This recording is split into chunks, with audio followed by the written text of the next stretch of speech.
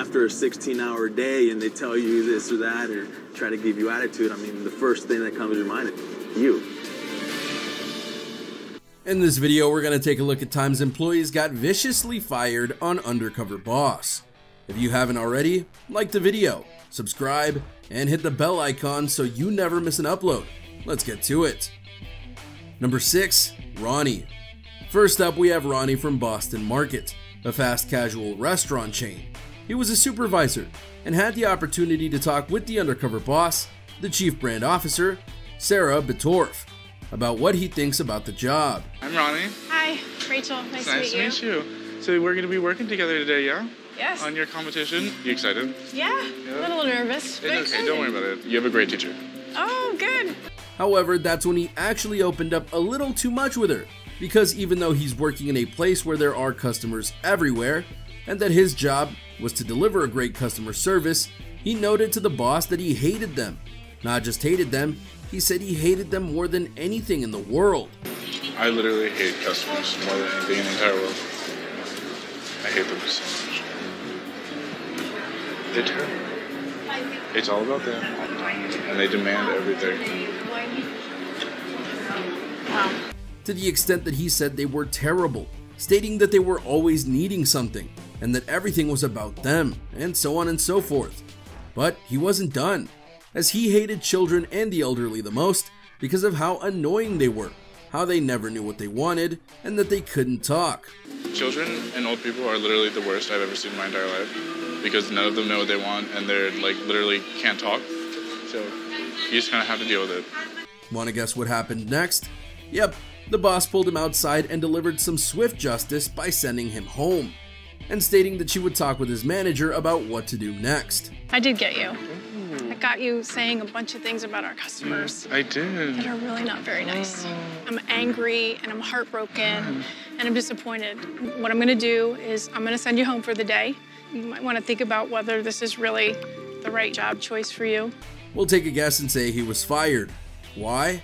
Because would you want someone like that in your workplace? We didn't think so. Number 5, the Iron Fist Chef. Next up, we head to Buffalo Wings and Rings, where the CEO, Nadir Maseda, found out that one of the franchises of his brand had a kitchen manager that was ruling over people with an iron fist. Hey, how's it going? Good. I'm looking for Wes. It's me. You must be... I'm Pete.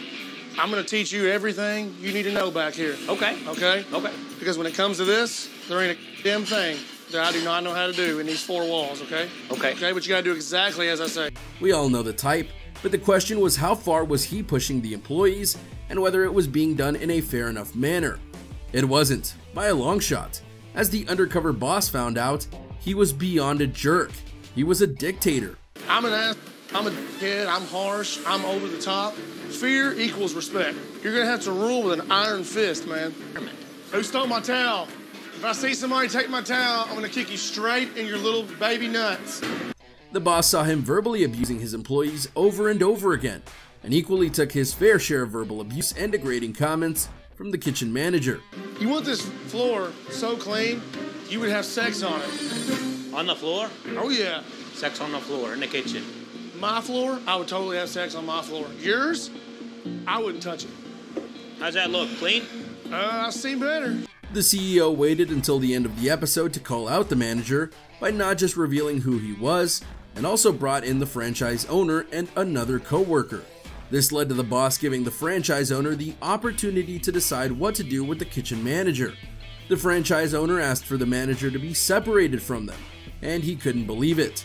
I think I would have a better chance at success if we separate ways.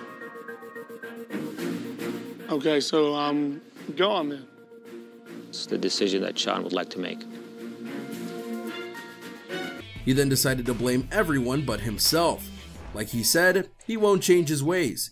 He is who he is. I'm not gonna change me. I am who I am. Sorry, I'm such a scary monster. Maybe it's time he takes a long look at himself in the mirror. Number 4, Renee. Language in the workplace is often regulated based on the situation, the atmosphere, and who's in charge. But common courtesy says that you should be kind to others with how you speak to them. Kendall Jackson Wine Estate's president, Rick Tigner, went undercover to see how the inner workings of the company ran since he became the new president. My goal was to create what I call a concierge level of service. And to me, the truck driver is an extension of the salesperson. Hello. Hey, how you doing? I'm good. Hey, I'm Jake Williams. Jake, Renee Castellanos, nice to meet you. Hey, you too, very much so. He went on a ride with a driver named Renee to deliver some cases of wine to customers. After the first delivery, he went on a profanity-laced tirade detailing what he hates about the job, arguing with customers, his managers blaming him, and more. Every job has its perks and every job has its both that you got to deal with, you know. My job just happens to have a lot of both. Half my stops want their wine before 11 a.m. Yeah. Managers would be, like, you know, I've been told, like, what the are you doing here right now? Like, what do you want me to do? You either want... During their lunch break, Renee told a story about one of the customers he delivers to who always shows up late. They got into a heated argument about it, and it led to security getting involved to separate the two. Needless to say, the president wasn't exactly thrilled to hear this. I'm like, I'm out of here, bro. You took way too long, 45 minutes. Yeah. I'm like, dude, I already called the company and told him you're... And, you know, tempers flare. Ended up almost fighting. The guy got really bad. You know, security showed up and whatnot. Renee cursed so much that it left a mark on Rick. The president even made a call during one of their stops early on, and he noted that he doesn't know where Renee's future is with the company. And this was a clear sign of the inevitable firing that would come. I don't know. I almost fired him today. No, hey, listen, I mean, I can tell from your voice, you're pissed. I don't want our employees to act like that. I don't want the foul language with our customers. That is not a concierge level of service. I'm not sure where Renee's future is with our company. Again, it's not illegal to swear at work, but when you're teaching a new guy, you might want to tone it down until you get to know them a little better. Number 3, Jacqueline. This next one is on another level of wow. When the founder and CEO of Retro Fitness, Eric Casaburi, went undercover as Barry, a reality show contestant eager to start his own fitness gym, he met one of his managers in Jacqueline, and she was very much a woman of two faces.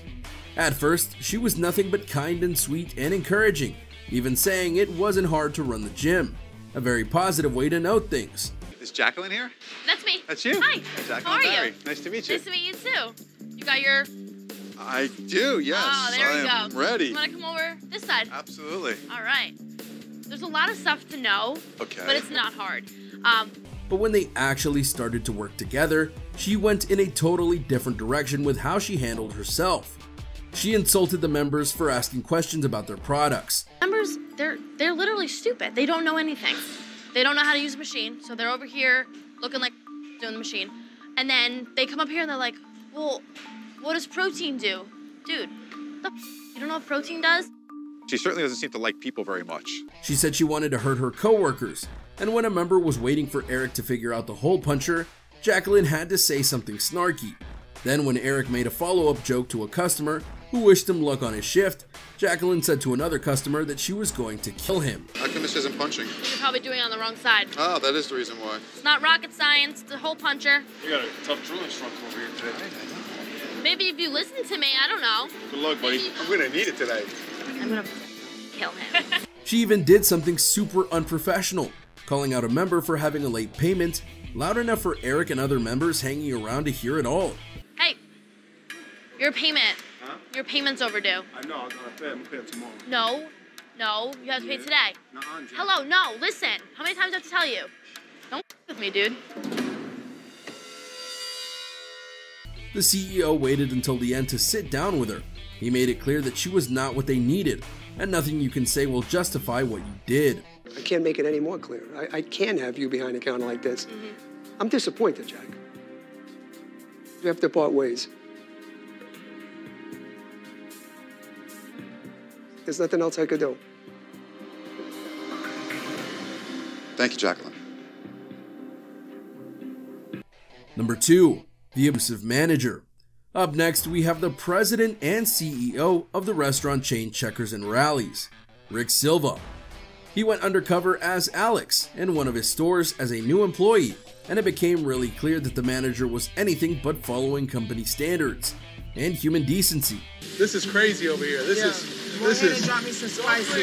The buttons weren't properly labeled. Which is a wing? Hit OR, which is for onion rings. Do that one. He was barking orders repeatedly and overall being abusive to his employees, even being caught on camera saying that if one of his employees had overtime, they were going to take them outside and beat them up. I kept hearing the general manager barking orders. Sir, I need you to drop what you're doing. I need you to take some trash out. And then I heard it again. How many hours do you have right now? It ain't good. So if you go on overtime, I can take you outside and beat you up, right? The CEO was so livid that he took him outside, berated him, and noted that you don't belong in that restaurant. I'm CEO for this company. I know exactly what it takes to run a restaurant like this. And guess what?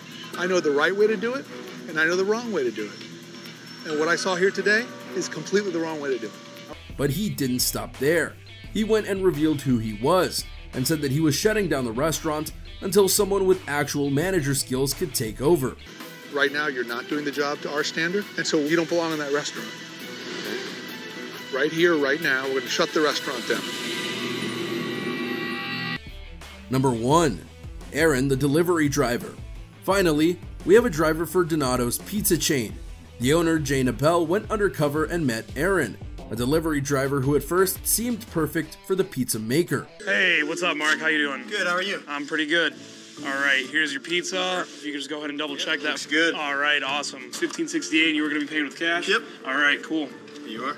All right, thank you. Give the change. Awesome, thank you. Have a Appreciate good it, one. Mark. All right, you have a good one. Thanks. I love that Aaron had a really great customer service balance with speed. He was fast, he got things done the right way, and he seemed to like his job. But then he admitted one of the perks of the job was to deliver on campus, where he would see some weird things. Naturally curious, the undercover boss asked what he meant by that, and he noted that many times they would smoke pot. And then he said they would invite him in to smoke with them, and he'd do that. Then he'd get back in his car and do more deliveries at work. Delivering on campus is fun, though. Like, I have a really good time doing it. You would, like, encounter some really weird stuff. Like what? A lot of people smoke pot, and they will, like, invite me to come in for a little bit. And if I'm not very busy and I don't need to be super focused, really, then I'll kind of indulge. You do not. Driving high is illegal, and she knew that couldn't be tolerated. And at the end of the episode, she technically fired him, but gave him a second chance as long as he could pass a drug test next month because she believed in his work ethic and attitude so much. I have to let you go as a delivery driver. Really? But I'm going to make a deal with you because I do like you. You do a lot of the right things. So if you can take a drug test in 30 days, okay, you can come back and work in the kitchen. Wow. Lesson learned. Don't reveal your questionable recreational activities while the camera's rolling. And there you have it, everyone. A look at the times when the undercover boss had no choice but to fire employees due to their questionable actions. Do you think anyone honestly didn't deserve to lose their job?